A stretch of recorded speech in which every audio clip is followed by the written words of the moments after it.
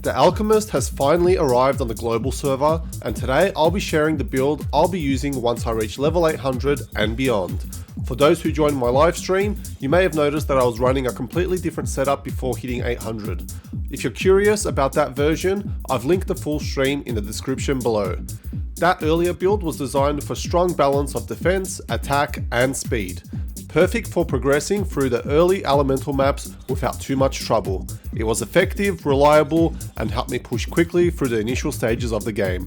However, once I reached the higher levels, I decided it was time to reset both my stats and my skill tree. The focus of my build has now shifted towards increasing my XP through the Confusion Stone. So, let's dive into the details.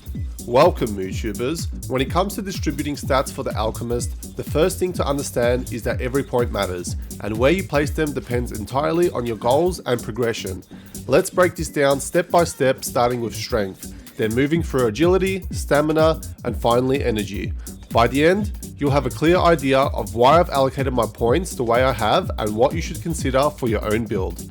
Strength is the simplest one to manage. You only need to add enough points to equip the gear you're planning to use. For my setup, that means having just enough to equip the wand and the Blood Angel set. In this case, the requirement sits at 233 strength, so that's the benchmark I aim for. Anything beyond that is essentially wasted, because strength doesn't offer additional benefits to this class beyond equipment requirements. As you progress and get new items, keep an eye on their requirements. Some high tier gear actually requires less strength, which means you can reset and pull those excess points out, reallocating them into more impactful stats like agility, stamina, or energy. It's a small optimization, but can add up. Moving on to agility, this is where things get more strategic. Agility primarily impacts your attack speed, which is absolutely crucial for the Alchemist once you hit late game maps. At level 800, your minimum goal should be 148 attack speed. This is the first breakpoint that ensures your speed is not lagging behind. After that, there are two more speed gaps to aim for, 176 and then 209. For my current build, I'm targeting 176 attack speed. This breakpoint gives me a noticeable improvement in performance, without needing to overinvest just yet. My long-term goal is to hit 209, but I plan on doing that once I manage to obtain a wand and an elixir with speed options attached. It's worth mentioning that I've deliberately excluded temporary speed boosts like the skeleton pet and speed scroll from my calculation. These items can give you an edge, but since they eventually expire, I don't want to rely on them. Instead, I want my stats to comfortably reach 176 so that when I do activate those extra boosts, I'll simply be over the mark rather than struggling to stay consistent. Now let's talk about stamina. This stat is more interesting than most people realize. The points I've invested into stamina aren't just from raw stat allocation, they're also boosted by the Master Tree and stamina fruit bonuses. Beyond simply increasing the HP and survivability, stamina plays a unique role in enhancing the transmutation rate of the Confusion Stone. Why does that matter? Because a higher transmutation rate directly increases your overall experience gain. In other words, stamina isn't just about staying alive, it's about leveling faster. Under level 800, I didn't prioritize stamina much during the speed server because survival and transmutation efficiency weren't as critical at that stage. But once you cross into higher levels, the XP gains from optimizing stamina become too valuable to ignore. If you'd like me to create a full breakdown video on how to maximize the Confusion Stone's transmutation rate and compare the difference it makes, let me know by dropping a comment that says Confusion Stone video, and I'll put that together.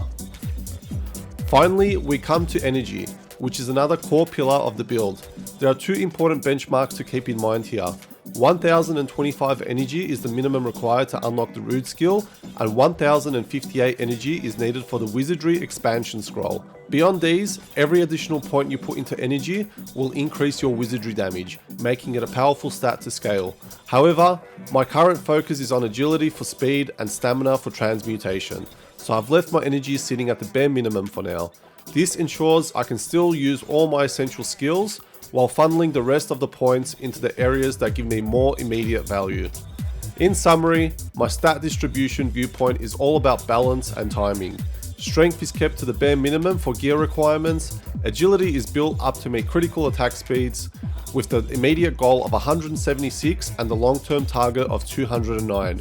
Stamina isn't just about increasing HP, but also a key factor in boosting XP through the Confusion Stone, making it a late game priority. Energy is maintained at the minimum required for skills, with room to scale it further once the other two priorities are satisfied. By following this approach, you can adapt your build as you grow, ensuring you're always optimized for the stage of the game you're in. When it comes to the master skill tree, starting with the green tree, I decided to keep things fairly standard. I placed 10 points into defense to help produce some damage. From there, I invested 5 points into AG recovery, and I found this amount to be more than enough to fully replenish my AG after each attack. This means I can maintain my skill without running into AG issues. After handling defense and AG, I allocated 15 points into each stat boost, which increases my overall character stats. This had helped me reach the required points for the stat requirements mentioned earlier. Moving into the blue tree, I started with 20 points into attack success rate. This reduces the chance of my attacks missing, which is critical when facing higher level monsters where accuracy matters.